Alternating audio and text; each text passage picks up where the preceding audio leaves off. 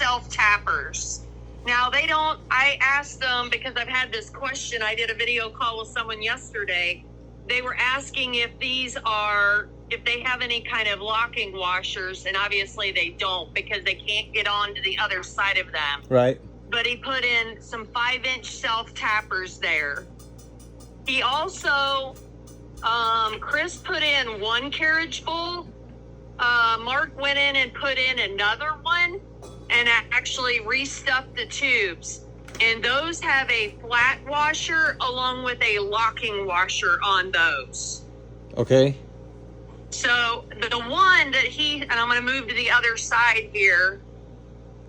The one that was there, when it got here, we actually found that the stuffing had broken. So Mark put in new stuffing. Okay. And then added the other carriage bowl. Okay. And like I said, those have a flat washer as well as a locking washer. Okay. Let's see. Under here, because you already had the mono tube, which you have a newer frame than some of the other folks, you have the new mono tube. So all that was necessary was for him to go in and put in the angled gussets. Okay. And he did those on each side. And obviously with Chris, with SRT Chris, he couldn't paint things and make them look nice. So Mark went in and did all that. All right. Perfect. So that's cleaned up. Okay. I'm looking at my cheat notes here. Let me see, we'll go up in the bedroom. They've got the Leno pulled up right now. There was no damage to the floor decking in your trailer. Mm-hmm. So they have the Leno rolled up because there was no damage there. Isn't it crazy? They've got like the whole front off your trailer. I know. Shit. The gentleman that I talked to yesterday, they didn't even have floor decking in his. So you could literally, from the pin box up to his bedroom roof, you could see everything. Wow.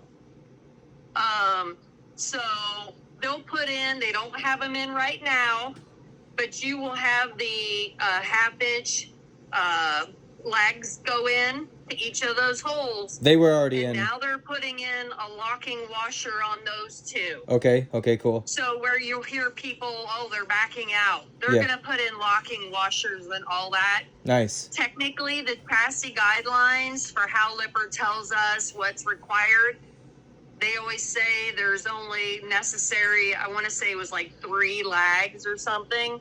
We're just putting all of them in. Okay. We're filling in all the holes. So what do you suppose was the cause of the crack in the corner of the closet slide, though? So they have not, I see that, and they have not, to my knowledge, determined what the cause of that was yet. That's that side, the slide is obviously pulled here. Yeah. And he's kind of been focused on the up front right now. Right, okay. Okay. But I can definitely ask him that question, but I don't believe they've got that far. Okay. They'll put a brand new slide out mechanism on that slide. Because chances are that there's a couple different configurations of gear rack. The parts that go down the sides that are horizontal that have the teeth. Mm-hmm. They will put on, there was probably an inverted rack. They'll put on a standard. Hey, Mark. Yeah. Did we determine what caused his crack in the slide out wall? Okay. Movement. Obviously, the movement. As far as the tubes are good, the welds are good on the tubes. I did look at those. Okay. The only thing I can say is it's got to be movement in the deck, the framing, because the lag bolts were broken. So. Okay. Oh, the lag bolts were broken? I'm sorry? You said the lag bolts were broken? There was a broken lag bolt on the door side of the unit, which I cut out and replaced, and also put another one in. And the two on the off door side, they weren't broken, but they were bent. And I did replace them. You kind of look like Dana White on the phone, by the way. Thanks. Well, that's crazy because those are new. Those lag bolts were actually new from. They had replaced those ones in Louisiana. on our original issue, they replaced like 13 lag bolts and took out the smaller ones and put all the 1/2 inchers in there. And then we made the 500 or 600 mile trip to Texas, and then that's when all hell broke loose. But thank you for letting me know about that, though. Yeah, and it should be secure now. I redid, as Christina said, I redid the sill plates. Yeah. I welded them to my standards before they go out the door. Yes, sir.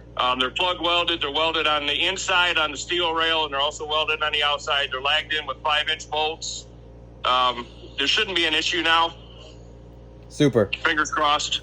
And so, I guess the additional questions is I know that we've been focusing mainly on the front part because that's where the crack was and whatnot. But as for the main slide on the door side with the scratch on the floor, have we looked at any of that stuff yet or not yet?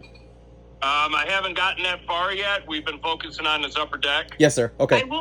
I will tell you, I looked at it this morning actually with Valerie Rogers.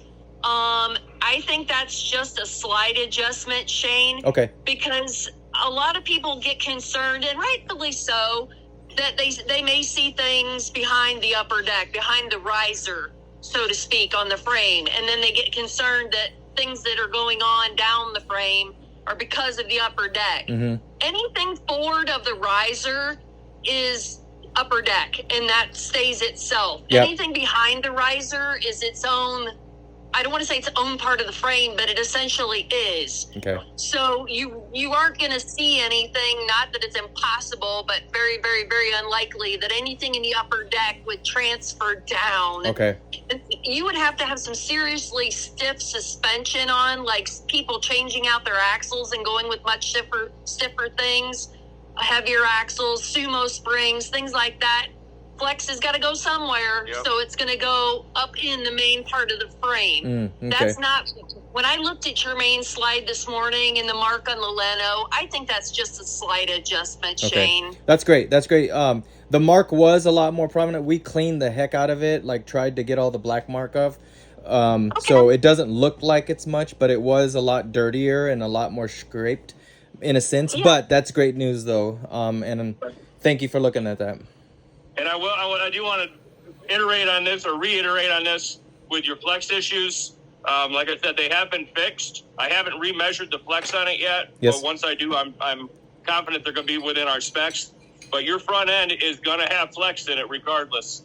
It's got to have some movement in it. Yeah. Something further on down the chassis is going to break. I got. Right. Yeah, I I just got want to you. make sure you understand that. I understand. Okay, great. Yeah. We felt a big I difference. got cleaning up to do, so Okay. it was nice talking with you. And you too, Mark. We'll probably be in here shortly. Okay, thank you. Thank you very much, you guys. Do you have any other questions for me, hon, while I have you on here and I have you in your unit? No, Chris, I really appreciate you taking the time.